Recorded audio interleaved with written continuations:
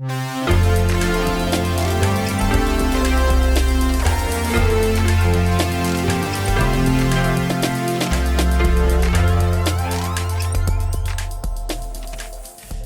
friends, and welcome to Weekly Witness, Texas Impact's weekly podcast designed to help mainstream Texans of faith understand the legislative process and to help you engage with the Texas legislature. My name is Scott Atnip, your host and Texas Impact's Director of Public Witness, and this week we're recording live from University Presbyterian Church in Austin following the Texas Impact Fall Board meeting. It's always a good day when the Texas Impact Board gets together. A room full of Texas faith leaders from various faith traditions committed to creating a more just and equitable Texas. It can't get better than that, right? So we decided to share some of that fun with you in a conversation with three of our newer board members, talking about why justice ministries are important, what they're paying attention to, and what we can do. I hope you enjoyed this week's conversation.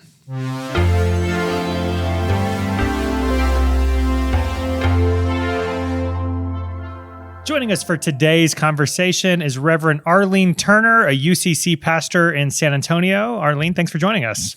Thank you. I'm so excited to be here. We also have with us Reverend Leslie Jackson, pastor of St. Peter's United Church of Christ in Houston. Leslie, good to see you.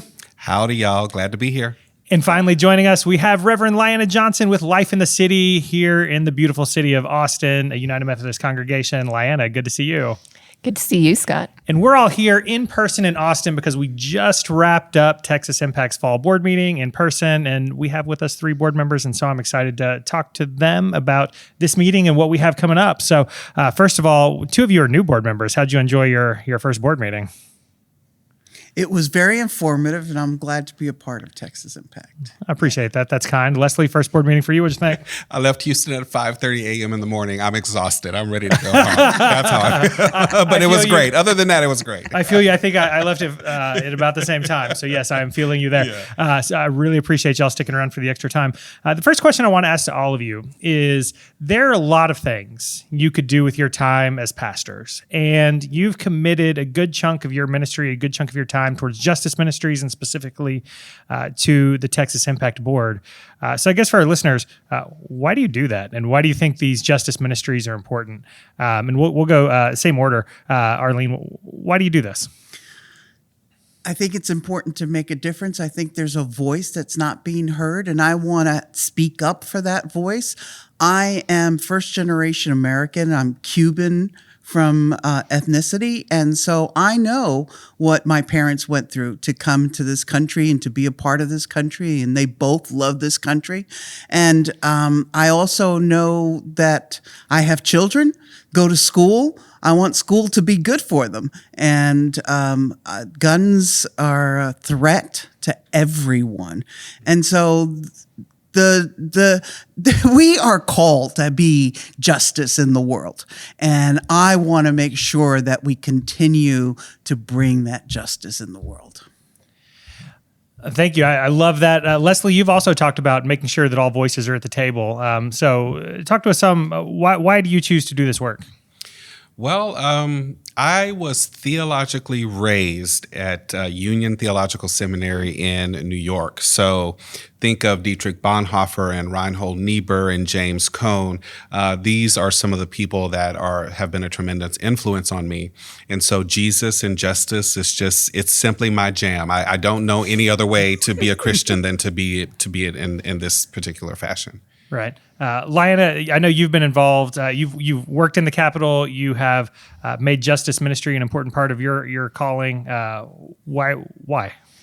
For all of the reasons that my colleagues here have stated, but particularly now, I think it's important that we have a different narrative of faith leaders. Like so often, the faith voices that get raised up when it comes to politics are not ones that, as I read the Bible, support the things that Jesus cared about. And so now more than ever, it's important that we really make our voices heard. In my tradition, we say amen. Can I say amen? Amen.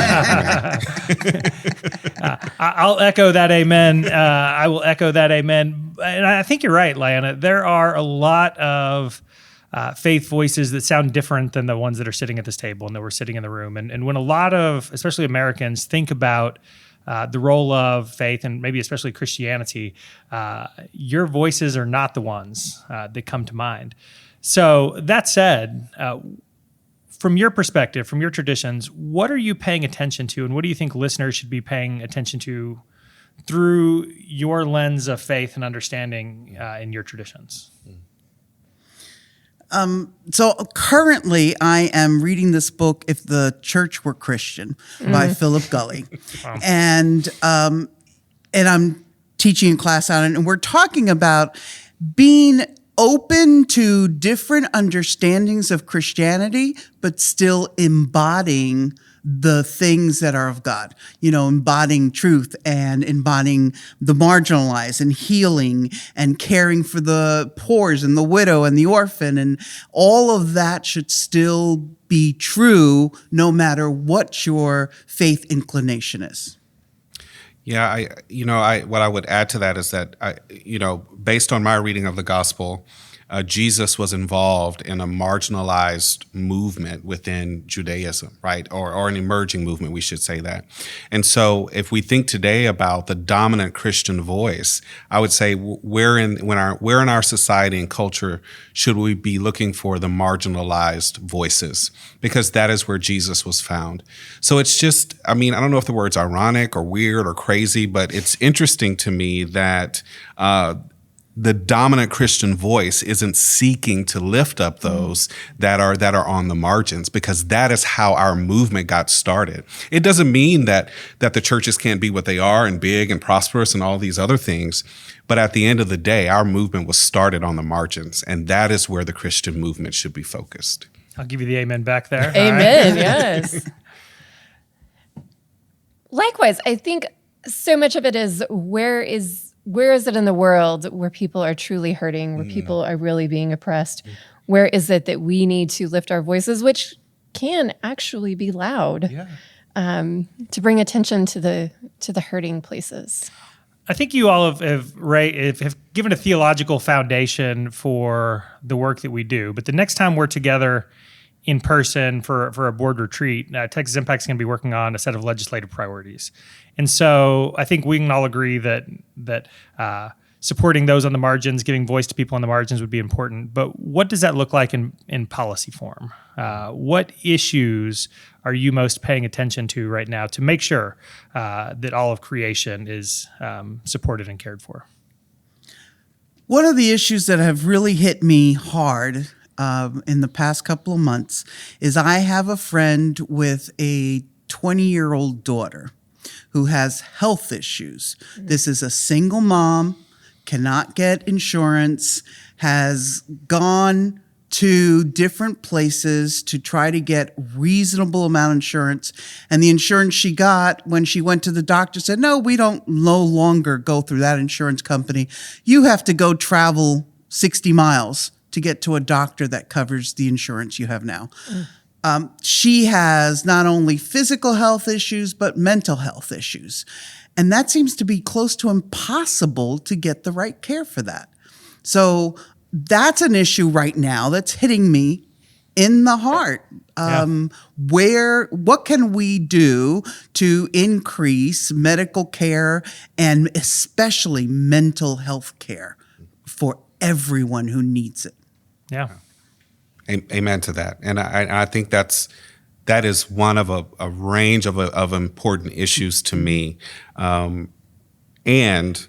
But what my biggest focus is right now, if I had to work on one thing and change one thing, it would be a reform of our democracy. So ranked choice voting, multi-member districts, term limits, expanding the franchise for people to vote, because I believe Texans want healthcare. I believe Texans want a living wage. And so right now, I don't think our voice is being heard. And so I think that is what would turn the tide. So that's what is really important for me. But I will be with my sister Arlene all day long on the battle lines for Medicaid for all and all of the other policy issues we talk about here. But a democracy reform is what's top of my list right now. drawing better voting lines. Yeah. I mean, it's clear that there's a difference between city and rural, and because of representation, we don't get the representation in the city that the rural gets. And so, yes, I think that's important.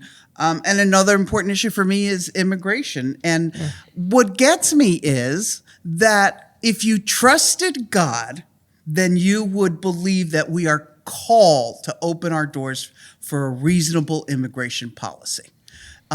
When people say, no, but they're coming in and taking over our jobs, it's because you don't trust God then to make those opportunities available and to honor when you are opening to others that God will honor you.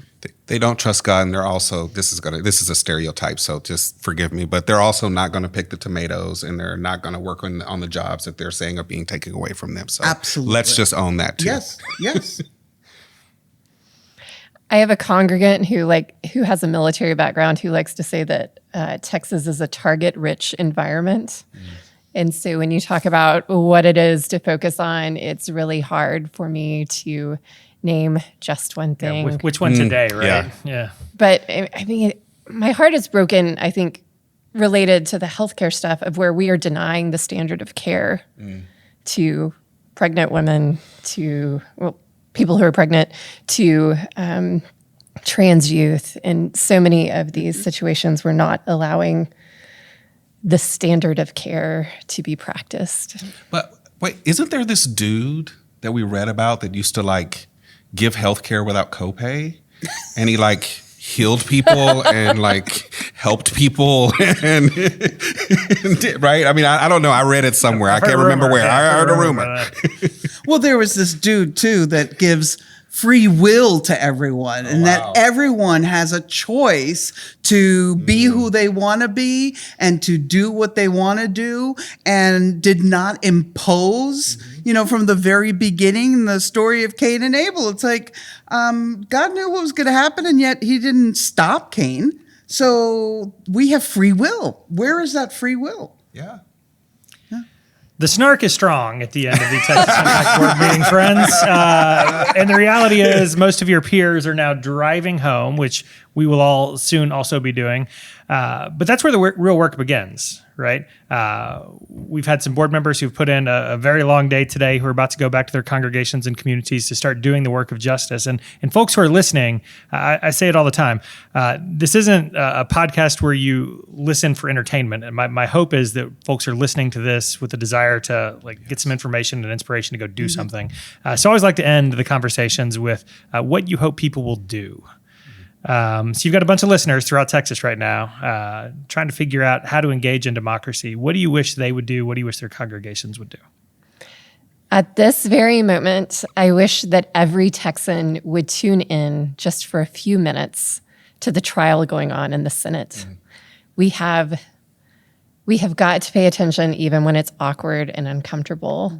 And when statewide elected officials have been impeached by the Texas House, I think it's really important that we actually pay attention, and that regardless of your partisan politics, that we demand that we have ethical, honest, good servant leaders as elected officials.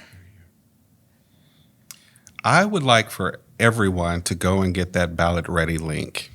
And I think we should put that in the show notes so that every congregation can do that. And I'm going to set a calendar reminder to make sure that we get ours at St. Peter United as well, too, this coming week. So that's what I would hope people would do. Somebody paid attention during their board meeting. I like that Leslie is now giving our producer, Davey, some homework for today. So we'll make sure that gets in the show notes. Excellent. And I would love for everyone to go and get to meet someone who's totally different from you.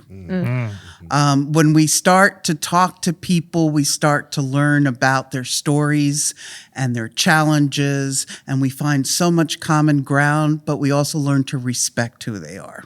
Yeah. All right. Well, y'all, I really do appreciate y'all spending some extra time today post-meeting. Any closing thoughts before we close out today?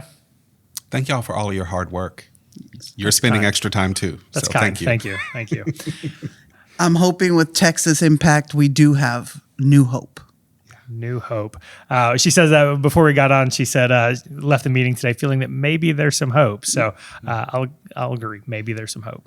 I'm really grateful to be a part of an organization that has a professional staff that really gives us steps for taking real action in the world, and not just individually, but also collectively. Amen again. Amen. Well, y'all really do appreciate it. Safe travels home. And I really do appreciate the time today and the work that you're doing on behalf of a better Texas. So thanks. Thanks, Scott. Thank you. Thank you.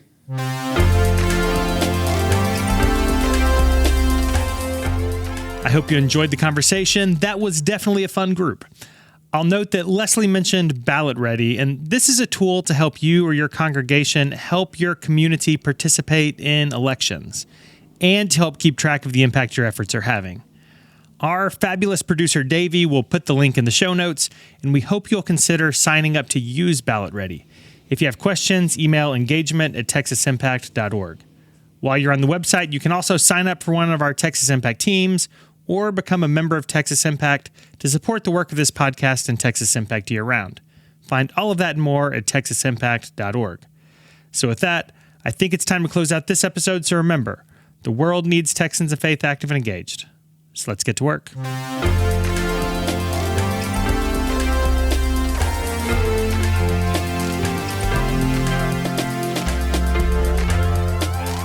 Weekly Witness is hosted by Scott Atnet, engineered and produced by David Fasalo.